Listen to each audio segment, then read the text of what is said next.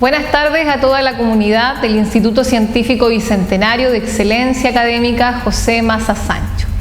Ya estamos, ¿cierto?, en nuestra tercera entrevista, en nuestro ciclo de charlas en conmemoración del Día del Libro.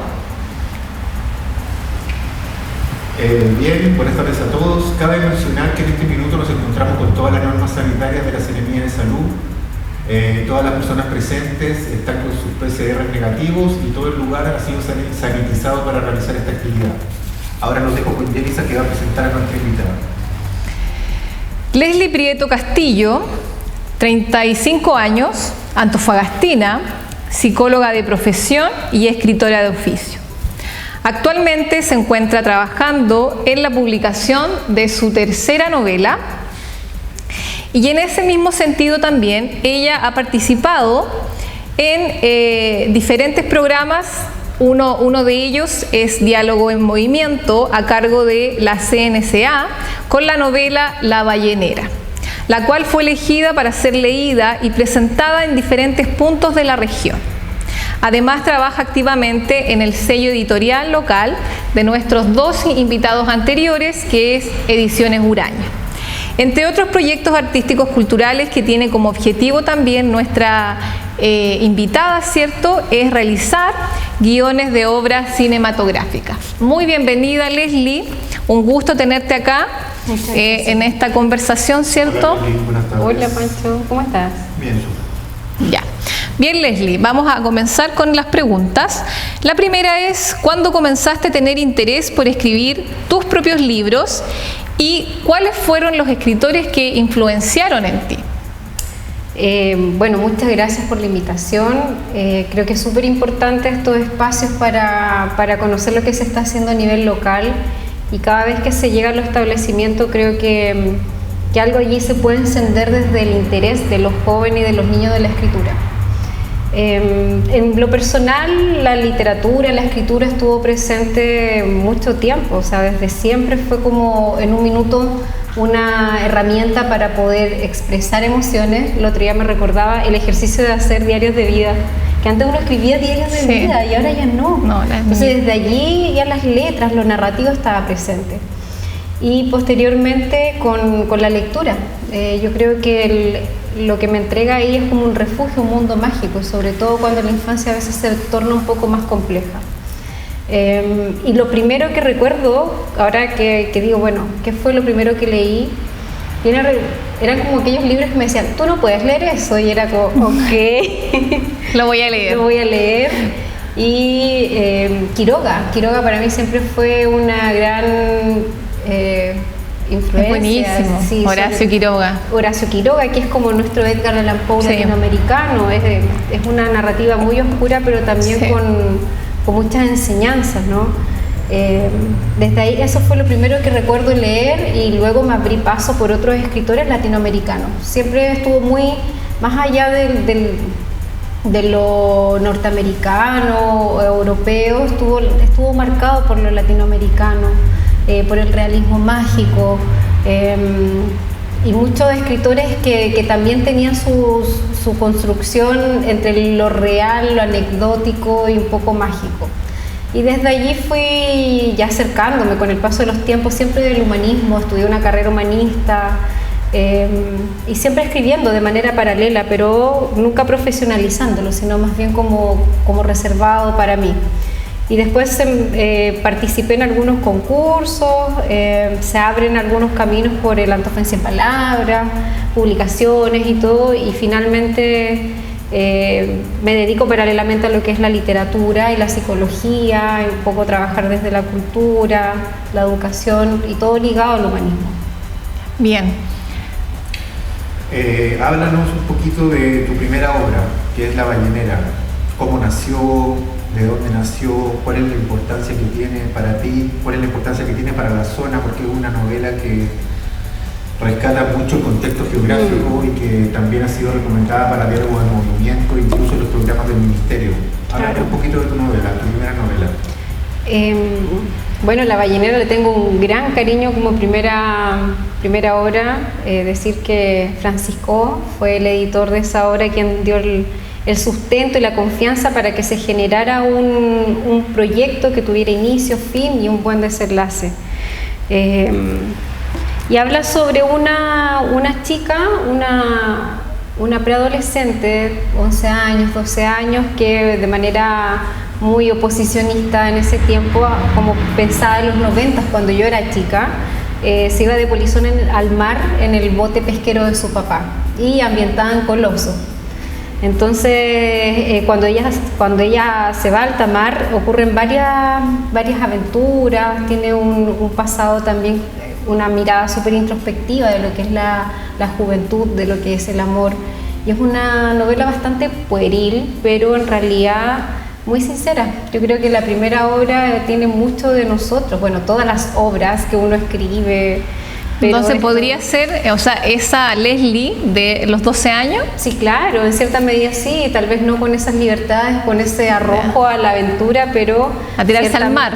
Ciertamente tiene mucho de eso, mucho de lo personal, y para mí igual es como sanar, es como escribir mi propia historia y la historia de aquellas personas que no son contadas, porque no es una gran obra con quizás muchos efectos especiales ni nada por el estilo, pero sí cuenta una historia, y pasa que muchos jóvenes se sienten muy identificados. De hecho, creo que en comparación a mi otro libro muy querido hasta ahora, y siempre me preguntan, oye, ¿cuándo vas a escribir la segunda parte? ¿Qué le pasó a Algaruma? Y no sé qué. ¿Te lo dije? Sí, lo vamos a hacerlo. Entonces podría haber una segunda parte. O sea, está. Siempre se lo he dicho, que la segunda parte de La ballenera. Pero centrada en el otro personaje. Y ojo, que a nuestros jóvenes les gusta leer libros en saga, en serie. Exacto. Bueno, de hecho, les gusta el tema de está escribiendo la segunda parte de La lógica de los escarabajos, precisamente porque fue como una petición del público, que estamos acostumbrados ahora a leer en saga y a, como dijo Fugueta, que Netflix es nuestra nueva literatura, que viene como todo en serio. Claro que sí. Oye, Leandro, te quería preguntar si tú escribiste sobre un contexto geográfico como es Coloso, ¿hubo algún proceso de investigación previo para la escritura? Sí, claro. Yo, vengo de la Escuela de la Investigación Social, de la Psicología Social, entonces de allí para mí es súper importante hacer un análisis de lo que pasa contextualmente, y además que no tenía el oficio de la escritura integrada, entonces hice un trabajo previo muy importante de leer muchos libros, de investigar en terreno. De hecho, yo en ese tiempo estaba embarazada de mi segundo hijo, de Salvador, solo tengo 2. Y no podía subir a los botes pesqueros, no podía saber qué sucedía en alta mar, entonces lo que hacía era ir todos los días a la caleta muy temprano y sentarme a conversar con los pescadores. Entonces fue un tiempo de investigación tanto desde lo histórico, lo teórico y también ciertamente desde la experiencia. Y de ahí pasamos al trabajo editorial. Al trabajo editorial, que nadie me advirtió cómo era. Cuéntanos un poquito cómo fue el trabajo editorial con La ballenera. No, fue hermoso. Yo creo que ahí uno entiende que también hacer el trabajo editorial es como aprender a bailar. Uno tiene que buscar una buena pareja de baile en este sentido, porque con el Pancho teníamos cosas similares, visiones de construcción de personajes, visiones, y además que tú vas a entregar tu obra, entonces tiene que ser alguien que te genere confianza. Y no conflictos, porque muchas veces podría suceder eso, de que no quieres hacer cambios. No, pero ahí es súper entregar respecto a la mejora. Yo creo que como escritor o como escritora uno tiene que desprenderse de la obra y saber que es una mejora todo el rato.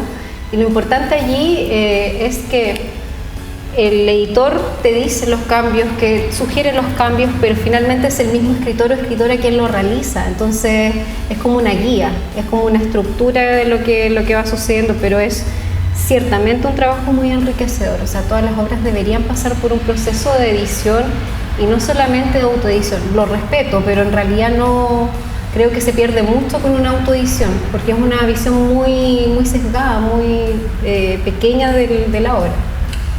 La ballenera tuvo un gran éxito. Va a estar en su tercera edición, si es que no me equivoco. Sí, tuvo una segunda edición y una reimpresión. ¿Y una reimpresión? Sí. Ahora, ¿en qué plano te ves con La ballenera? ¿Ya quedó atrás? ¿Es un paso? ¿Todavía estás trabajando? ¿Trabajaste con ella en Diálogo del Movimiento, tengo entendido? Sí. ¿Nos puedes hablar un poquito de esa experiencia? La Ballenera ha sido muy, muy fructífera, ha sido como de verdad un espacio de mucha ganancia y es una obra muy simple.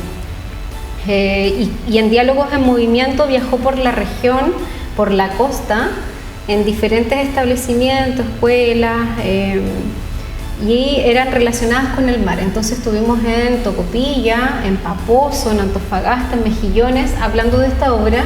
Y lo más increíble era cuando los chiquititos, los jóvenes, tenían familias que eran pescadores históricamente, entonces ellos sentían muy cercanas esas historias que se narraban allí. Y para mí también uno de los procesos más importantes es cuando los mismos pescadores leen esta obra y sí, como que tiene un respaldo. Pero como te digo, ha sido una obra que en realidad todavía yo siento como necesaria narrar esta segunda parte o lo que venga allí en el camino. Leslie, ¿y cuánto tiempo, fue como todo el proceso desde que desde la idea hasta el producto final, hasta que se lanzó el libro? ¿Cuánto tiempo tú crees que fue? Mira, empezó como un cuento y en realidad me gustaba mucho el personaje, entonces le hice como otra parte al cuento y después un poco más y después de un tiempo me di cuenta, bueno, acá hay una novela corta.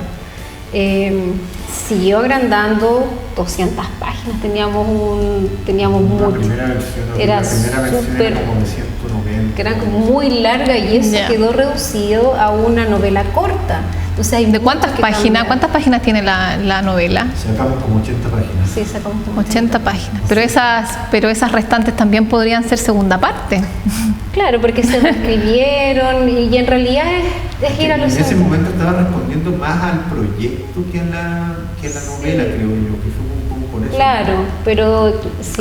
Como al proyecto, o sea que el libro estaba para un proyecto. Lo que pasa es que esto fue financiado por un FNR 2% de Cultura. Ah, ya, ok. Entonces, en ese proyecto, claro, no era solamente la publicación del libro, sino que habían ciertos lineamientos que también se cumplieron. Ya. Porque ahí se generaron las lucas para poder financiar la edición, la cantidad de ejemplares, la entrega de ciertos establecimientos, era todo un proyecto relacionado con educación y literatura. Pero sí, aunque creo que todo eso que se fue, también se fue por algo, porque la historia toma otro camino. Otro rumbo. Sí, entonces de allí yo creo que al menos yo no iría a rescatar eso, sino más bien como a partir de esto que queda, escribir otros pasajes. Ah, ya. Pero perfecto. Sí, yo creo que la Ballenera ciertamente le queda más vida y pasa algo muy bonito que los jóvenes les llega, les hace sentido. De hecho, me han regalado cómics, así como que, ¿sabes qué? Lo dibujé porque me imaginaba que era así. Yo así, no, qué emoción más grande que dibujen los personajes. Los personajes que... Sí, increíble. Así que todavía yo creo que le queda rumbo a la Ballenera. Leslie, ¿en qué situación crees que se encuentra la escena literaria en nuestro país? Como está el arte y la cultura en el país también, o sea, una muestra más. Yo creo que estamos muy al debe en términos de recursos, de espacios en donde se puedan generar esos recursos de manera constante. Es muy complejo el tema de las políticas para poder postular a ellos. Bueno, yo también estuve trabajando como evaluadora de los fondos de cultura y entiendo que al tener pocos recursos también es muy difícil poder generar la selección de ciertas obras, y tú sabes que si inyectas esos recursos se van a poder plasmar. Pero también hay otras formas de financiarse, que tienen que ver con financiamiento colectivo, con entender que existen otras dinámicas en donde uno puede generar las obras no solamente en papel, ediciones que son digitales. Entonces, pero ciertamente es muy necesario nutrir el espacio. Yo creo que hay espacio para todas las personas, pero no se entiende porque además tenemos una cultura de la competencia, en donde te enseñan que para brillar tienes que criticar y ser muy rudo con tus compañeros, siendo que no es así. Mientras más nutrida está la escena, es mucho mejor. Correcto. Oye, Les, y bueno, ya pasando ya a La ballenera, que fue tu primera novela, que fue tu debut como escritora, que tuvo un gran éxito, que tenía una gran acogida por el público, que todo el mundo te está pidiendo que por favor escribas la saga. Sí, lo ves. Tú también tienes una segunda novela que se llama Desde mi ventana, sí, que también la trabajamos juntos y que a mí me gusta, que es una novela que yo digo que tiene una dualidad muy grande. Cuéntanos un poco sobre esa novela que también parte por un trabajo social, por decirlo así, por una observación social, podríamos decir, una observación etnográfica. Como un estudio etnográfico, sí. Nace como una forma de hacer. Estábamos en el taller del Benja, ¿te acuerdas? Del Benjamín, y teníamos que hacer un ejercicio literario de escribir. Entonces mi ejercicio era escribir todos los días un poco, no sabía qué iba a salir de allí. Y en ese tiempo estaba viviendo en un departamento y al frente tenía dos personas que estaban en situación de calle, que eran nuestros vecinos. Y yo me paraba en la ventana y lo que veía siempre eran ellos en la noche. Entonces había una dualidad en mi vida y yo estaba en un postnatal súper exigido con mi hijo recién nacido. Entonces para mí siempre la escritura ha sido como un espacio, un escape. Totalmente. Entonces me quedaba allí y miraba por la ventana. Y lo particular de esto es que era una mujer, la Patti, que es súper culta, estudió en la universidad, por ir a buscar a su hija, terminó allí en la calle, estaba el Pato, que era la otra persona, y al final eran nuestros amigos. Entonces desde allí yo empecé a escribir lo que pasaba dentro del departamento y fuera en la calle. Y también como una forma de visibilizar estas historias que nadie cuenta. Yo de verdad siento que una línea así como de conducción en mi escritura tiene que ver con contar esas historias acalladas, marginadas, que no se cuentan y que allí también está la riqueza. Yo creo que ciertamente la escritura debe ser una herramienta de lucha social también. Para mí el arte tiene que tener sentido social. Entonces se empezó a trabajar paralelamente. En ese tiempo mi pareja, el papá de mis hijos, es fotógrafo, cineasta, entonces sacaba fotos, tenía un proyecto muy bonito sobre la situación de calle. Entonces nos dimos cuenta que el texto de lo que yo escribía y su fotografía dialogaban. Así que hicimos una obra que era como una especie de diario de vida o de cuaderno de campo con fotografías. Fotografías. Sí, así que es una cosa muy loca, pero... Sí, pero te resultaba bien. Sí. Un formato distinto, se pudo con la fotografía y con la literatura en un mismo texto. Una novela gráfica, claro. Una novela gráfica, sí. Y eso, romper esos esquemas, esos límites. Yo siento que todo el tiempo tenemos que ir un poco más allá, plantear cosas nuevas. Yo hago ejercicios escriturales que son una lata, tal vez me demoro mucho más, pero para mí me dejan más contenta. Por ejemplo, tomar de base dos novelas o dos libros, como en el cuento del Diafragmática Lenta, que estaba basado en Hermann Hesse, pero eran dos personajes que uno tenía como toda la dinámica del lobo estepario y el otro de Siddhartha. Entonces habían citas entre medios, diálogos relacionados con eso. Se trabaja con la metaliteratura. Exactamente. Entonces yo creo que ahí y hay cosas que no funcionan para nada. Sí, hay cosas que no funcionan. Como un entuerto, pero bueno, lo intenté. Leslie, ¿tienes alguna manía a la hora cuando tú escribes? ¿Alguna maña? ¿Cómo es tu proceso creador? ¿Cómo es tu proceso creativo? Mi proceso creativo en este minuto está en stand-by. A mí me pasa que a veces tengo que vivir primero y después escribir de manera rabiosa. Creo que algo que se repite son aquellos momentos en donde me dedico solo a la escritura. Me pasa que para cerrar mis obras también como que me aparto del mundo. De hecho, para terminar Desde mi ventana, me fui por 3 días a Taltal sola. Así como en una... Sin hijos. Sin hijos, sin familia, sin horario, sin nada.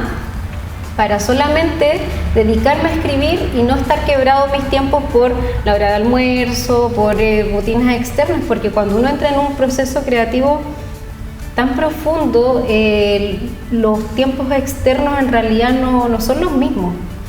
Así que yo siento que cuando realmente escribo, me sumerjo profundamente. Y siempre me pasa que estoy escribiendo y digo, uy, ¿por qué dejé de hacer esto si me encanta? Qué bacán, ¿por qué? Eso. Sí, no, y ahora, bueno, pasa de que estamos ahora insertos en una sociedad que es como que todo es tan rápido, los tiempos, las jornadas, ¿cierto? Todo es tan rápido. Ser mamá, por ejemplo, tú tienes 2 hijos, yo igual tengo 2 hijos, Entonces uno también se vuelve loca, o sea, tiene que hacer muchas cosas a diario. Muchas cosas. Entonces yo creo que, o sea, también uno, o sea, tiene que escribir y concentrarse en lo que está haciendo. Entonces yo creo que o sea, ahora no hay tiempo de ocio. Cuesta mucho encontrar el tiempo de... Claro, pero y para mí también es algo fundamental y me pasa que también lo complemento con la lectura. La lectura para mí es algo, de verdad es mi refugio, sobre todo en las noches o cuando tengo insomnio o cualquier momento. Leo y leo así como casi rabiosamente. Por ejemplo, ahora todo lo de Bolaño, y ya estoy en Bolaño pegado hace tiempo, años, releo, escribo, pero siento que al leer ciertamente uno sigue conectado a la escritura, de alguna forma u otra. Es clave cuando te apasiona la escritura, también la lectura. ¿Tienes tus autores de cabecera? ¿Autoras de cabecera? Sí, o sea, Bolaño está siempre. Obras que te hayan sido para ti. Que te hayan marcado. Sí, Detective Salvaje, estoy ahí siempre. Puedo empezar a nombrar la Diamela Eltit también, que me encanta, sobre todo Diamela Eltit, con este tema de lo social, con estas narraciones que son crudas y reales, no está tan adornado. Bueno, y clásicos también, todos los escritores del boom latinoamericano, mucha también de lo teórico. Yo trabajo bastante desde el feminismo, desde otros espacios, entonces también desde allí voy leyendo de varios lugares. Se me había olvidado el espacio que teníamos en la República de las Letras. También hicimos un programa de radio, lo hemos hecho todo. Tuvimos un programa de radio durante un año donde comentábamos libros semana a semana, y ahí también salían títulos bastante interesantes. Todo el como tiempo. de la Nora Fernández. La Nora Fernández, claro, escritores. Me gusta mucho el Pato Jara también, que es de acá, es un sequísimo y además que es muy buena onda. Yo he estado en lugares donde conversando con cursos y él estuvo antes. Y era un cabro relajado que se tomaba 6 horas, 5 horas si era necesario, y disfruta lo que hace. Entonces para mí es un gran referente también. Les, y ahora nuevos proyectos con Cuentos Arácnidos. Yo los vengo escuchando hace rato, ya los revisamos por ahí. Sí. ¿Qué pasó? ¿En qué va eso?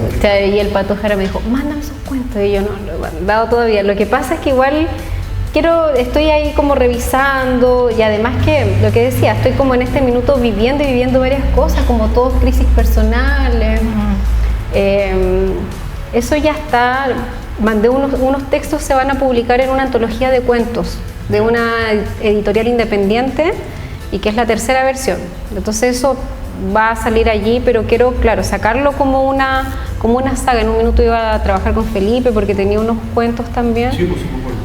Pero en realidad quedó como en una saga. Estoy trabajando en una novela que también tiene que ver con un corte bien personal y como con el desarrollo espiritual, que es lo que también me llama y me convoca en este momento, pero no desde el desarrollo espiritual sin conexión social. No es algo pasajero, sino más bien con contenido relacionado con la autocrítica, con el autoconocimiento, con todo esto. Y trabajé también en una obra de teatro, hice el guión, que lo encuentro súper mega divertido, hacer cosas nuevas. Y en realidad siempre como escribiendo para diferentes lugares, cuentos, eso. Leslie, ¿qué es lo que estás leyendo hoy día? Puros libros picoteados, tengo de todo y como que todos a media. Todos a media. Estoy con El espíritu de la ciencia ficción de Bolaño. Ya. Estoy con... ¿Qué más estaba leyendo? ¿Y cómo lo haces? ¿Vas por día? ¿Vas separando las páginas? ¿Cómo vas? No, como que tengo la capacidad de seguir las historias de mis usuarios, mis pacientes, y las historias en los libros. Como que aplico stand-by y nada más. Pero no se me van mezclando allí. Sí, tengo varios libros y trato de leer cosas que no conozco, por ejemplo, escritores chilenos o escritores acá antofagastinos que en realidad no conocía. La Zuleta ha estado con sus poemas, su poema corto.